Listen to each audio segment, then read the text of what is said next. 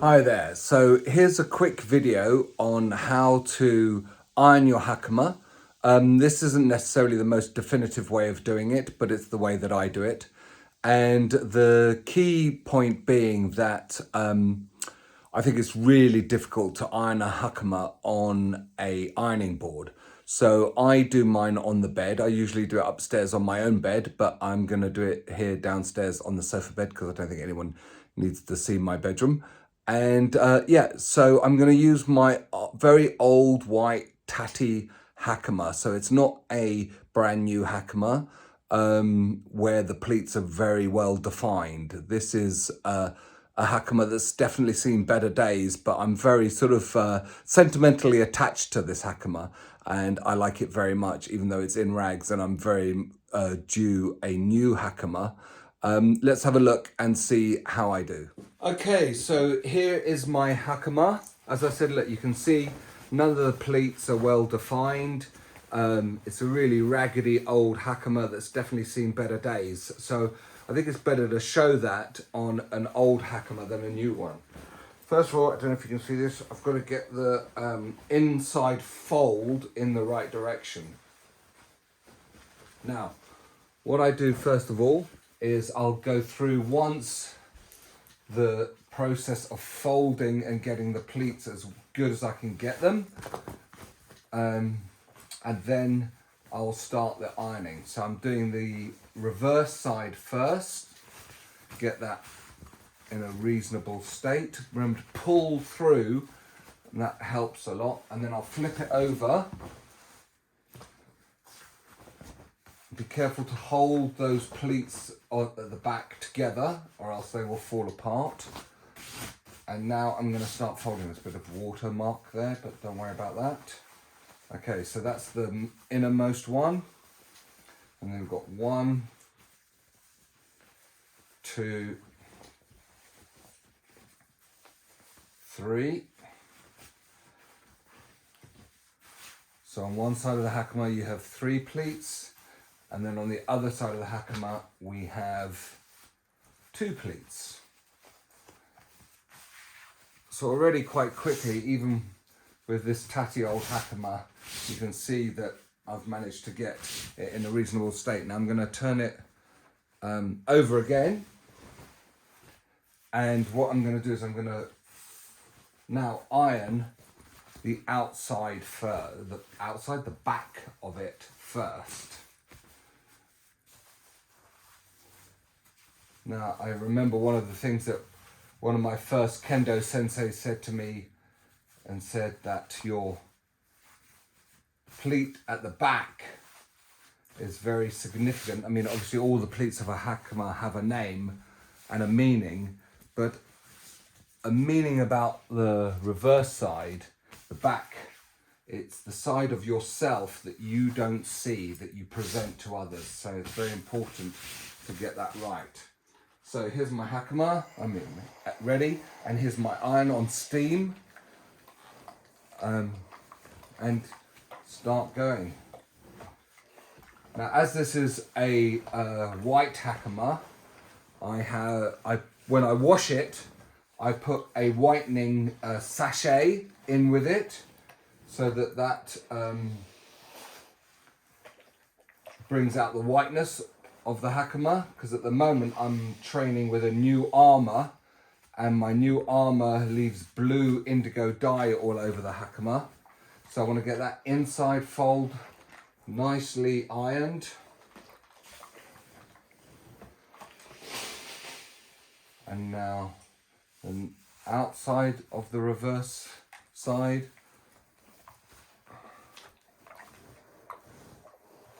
So now you can see why the advantage of doing it on a bed. You could do it on a table. Obviously, if you are doing it on a table, I would recommend putting some sort of towel underneath so that you don't scorch your table with the iron. But now you can see I get that nice and good. Great. Okay. So now I flip it over again. So I take hold of the pleats, put my hand in the middle and flip it over. Remember, keep hold of those pleats as I flip it over, and then I've got to free the OB tying sashes. Okay. All right, and now I have to refold this side again. So 3 on one side, as we said before, 2 on the other. Let's get these 3 nice first of all.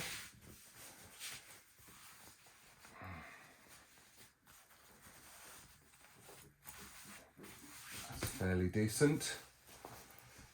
And then 2 on the other. You've got to fold the inside bit here. My hand's going right in there to get that inside fold over nicely. Right, so that's now back to how it was when I first folded it and flipped it back again. And now these pleats are ready for ironing.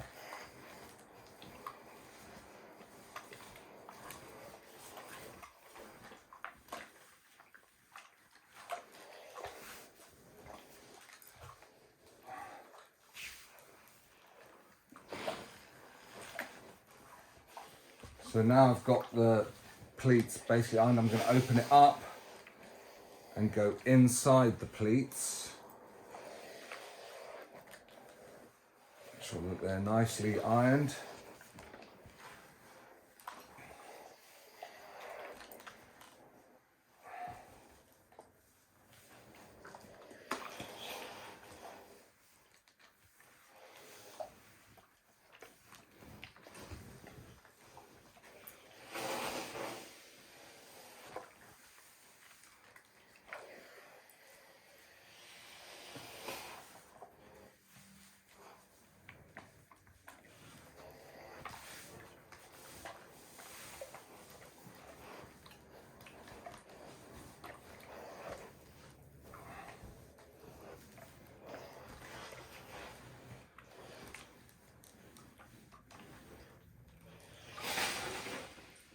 Okay, once I've done this, now I'm going to show you something very quickly, and that is if you're at a seminar and you don't have access to an ironing board and you've used your hakama, let's say you've only got one hakama and you want to use it the next day for a competition or a grading and it's got a bit crinkly during the seminar, what you can do is take a damp tanagui, this isn't damp, put it in, fold it into your hakama and then stick it under the mattress where you're sleeping in your accommodation of the seminar, and put it under your hakama with a damp tanagui, and then the you lying on it overnight will press it.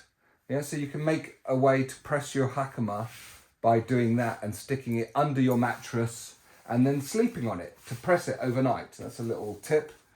Okay, so now I've folded in the sides and I iron them as well. And now I'm going to fold it in thirds. So 1/3. But with each fold, I'm going to go back onto, this is now the back of the hakama. I'm going to re-iron these bits. Fold it again. So that's folded into thirds. As I said, going over each bit. And now I'm going to flip it over, and the top side of the reverse side I'm going to iron again. Right, now with the I don't know what you call them, the obi straps or the sashes that tie the hakama together, I can just stick the iron on it and just pull through and just get them a bit pressed on one side and do the same on the other side. Hold the iron down and just pull through. Lovely.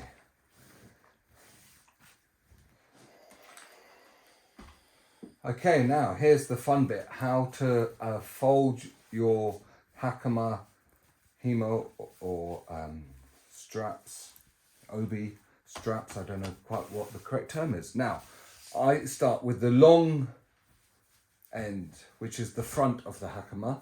I fold it in half and half again, and then fold it across. So that's I've started on the left side and I'm going across up to the right hand corner, and then I do the same on the opposite side. See, that's not quite ironed out yet, so I'm gonna just have a little stronger little press of that. There we go. This creases out. Half again. So that's now the right side, and that folds over the left side. So I've made an X. See that very clearly. And now I go back to the left side. So I'm going to head in the direction that the left side was heading in, but I'm first of all going to go into the center, under everything, under the X, round itself, and then back up in the direction it was heading. Now, you can see it's a bit longer than there, so I just fold that in half, or however much it takes to make it the same length. And then I take the right side, again, I go under everything, under the X, around itself, back up in the direction it was heading, but this time I've got a little loop here that I can feed it through and fold it over. Okay, and then to make that really neat, I can just press that down. And there you have a very nicely folded hakama, an ironed hakama. Now, to undo this elaborate bit of origami, I would just flip it over and I would pull these here and the whole thing will come undone. Okay? Oops. So that's good for that. Put that to one side and I'm going to go get the ghee. Okay, so now we're going to move on to the ghee. Much more straightforward. For ease, I'm going to iron the back of the ghee from the inside. Now ghees, because they're much tougher cotton, don't really need as much ironing. Okay, so now I'm going to take the one side, doesn't matter which one, and iron the front. As you can see, it doesn't really need that much. Shimmy it over and then do the same on the other side.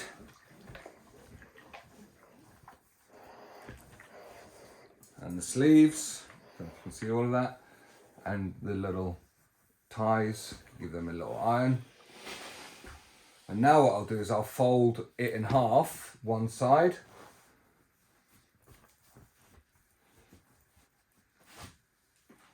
and give it an iron.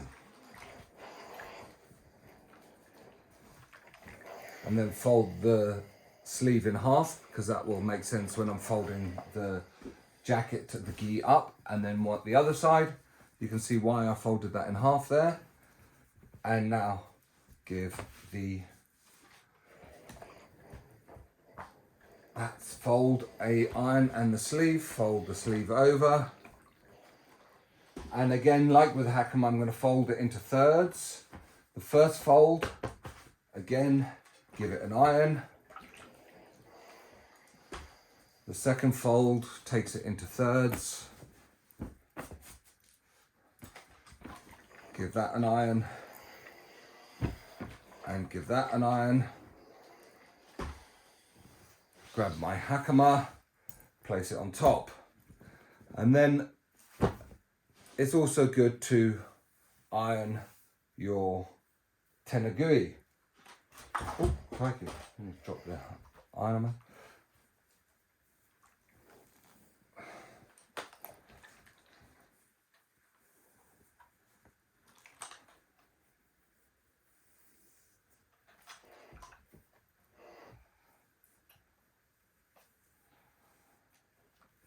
I didn't pick any particular tenugui, just the one that was to hand.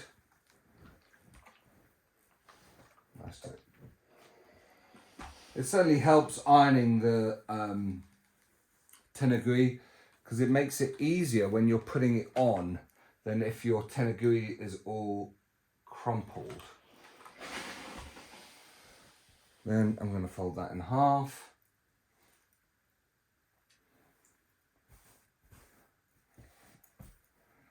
And in thirds then.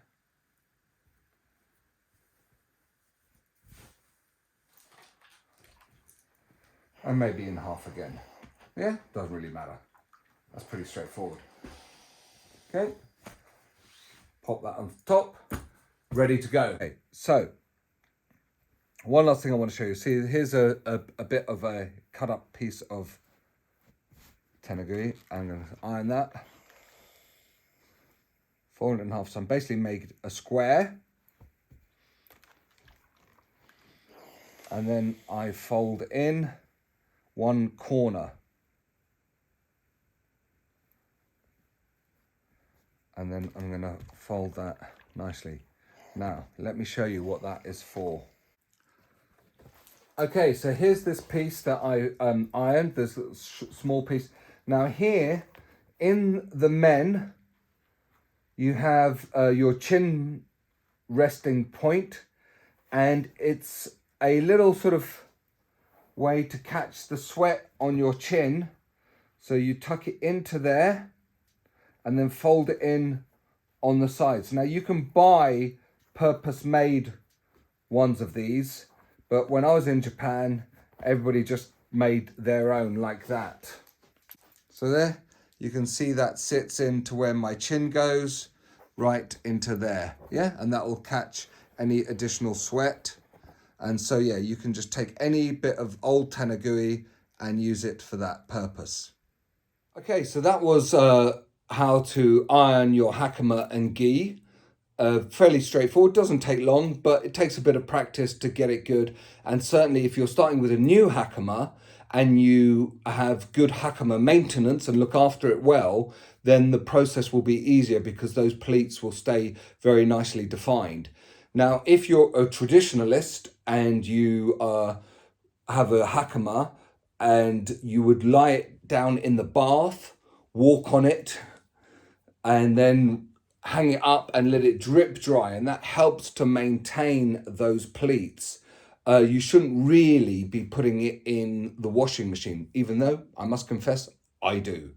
But I have a nice image of Japan where when I was at the Kokusai Budo Daigaku in Katsura in Chiba-ken, and by all the halls of residence of all the daigyakuse, the university students, you would see hakama and gi hanging up outside to dry in the natural elements of the nice Japanese sunshine. Even in the wintertime, you would always see hakama and stuff drying outside. So really, you shouldn't stick it in the washing machine and the tumble dryer. But as I said, that's a very old hakama and sometimes needs must. But certainly looking after it and make sure you iron your hakama well is really important about how you present yourself, not only in the dojo, but at seminars, at shiais, and at gradings. It says a lot about your character and about your attitude to your training, that you see how you present yourself is very much an important part. So what I'm now going to do is show you how to tie your hakama, because I know a lot of my students are not tying their hakama correctly. So let's have a little look at that. Right, so here is the hakama and gi which I folded up. So I'm just going to show you quickly this very simple way to undo these lovely obi straps. And I just pull these, and there we go. It's come undone, yeah? I might have to help it out a little bit, but basically there you go. Very easy to undo those straps. Okay, now for the sake of modesty, I've put some sports training gear on underneath, which I wouldn't necessarily wear when I'm training, but well, maybe I might in the winter months when it's a bit cold, and if I'm not doing a lot, I might do so. So let's have a look at putting on the gi first. Obviously, putting on the gi is really straightforward. Go to the inside, tie the inside first, and a nice knot and a bow. And then on the outside. Now, quite an important little point to notice is that if I tie it well, then in the correct fashion, the little bows will go horizontally. If I don't tie that well, I don't know how to do it wrong anymore. Let's see if I can do it wrong. Let's try. I think this is wrong.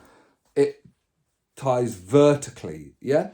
This is incorrect, yeah? You shouldn't have the knot and the bow vertical like that. That would be a bad thing. So I'll retie that. So let me see what I've done. I've gone the left over the right, and now what was the left bit is on the right bit is now on the left. I make a bow and I feed through and another bow. There we go. Yeah, so you can see that's clearly horizontal. So that's a really good point to notice. So now, take hold of your hakama, step into the hakama. Obviously, remember these are trousers, so one leg goes either side.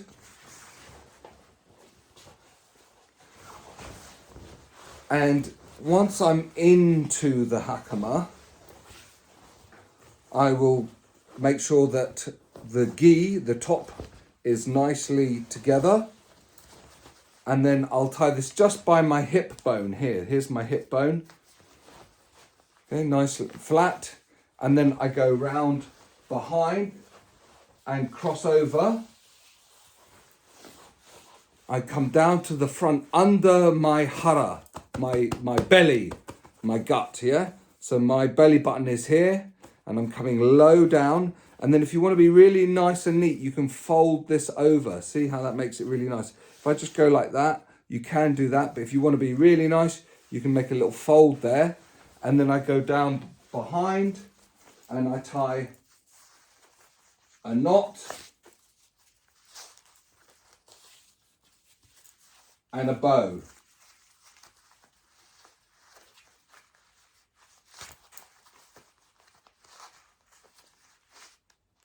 Yeah, nice and secure. Okay, looks nice. Then I lift up the back and I take the little tooth and I tuck it into the straps that are in place.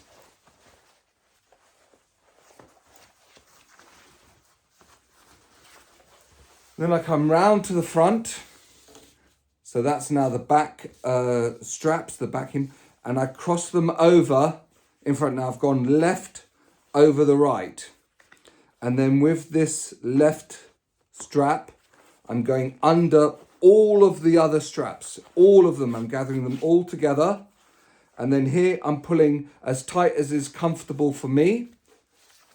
And then I make a knot where I take the top under the bottom and feed it through and make a knot. And then on the left side, I'm going to have 2 above and 2 below. Yeah? So that's 1, 2. And I'm going to go into there, through it all, pull it tight. And then because it's quite long, I'm going to make a little fold in it. You don't have to, depends on how the hakama is for you. And tuck it round again and pull it through nice and neatly. So now you can see I've got these bits here separated from these 2 up here. And what that means is when I put my sword through, my sword will only go through these 2 and not the bottom ones. Yeah, if I'm doing any, let's say, kata work or iaido work where you would, let's say, wear a sword in a saya, in a scabbard, you want to go through here, not through all of it, yeah? And that's why tying these up nicely can help guide you there. And then obviously do the same on the other side. The bottom 2 gathered together, folding it over, nice and neat. Yes, it looks nice and neat. And then what you want to make sure is that the back isn't baggy. So you pull down the gi underneath to make sure it's nice and secure, and put it across the back so that the back is really nice. So yeah, there we go.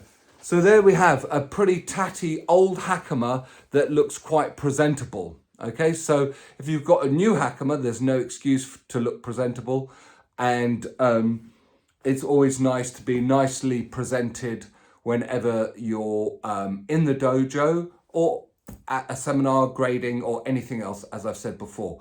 This isn't necessarily the definitive way to do it. I'm sure lots of other sensei and budoka tie theirs in a different way. And in actuality, I usually, when I do kendo, wear a obi, a belt between my gi and my hakama. But that's just my own preference. But for this video, I didn't do that because most people don't.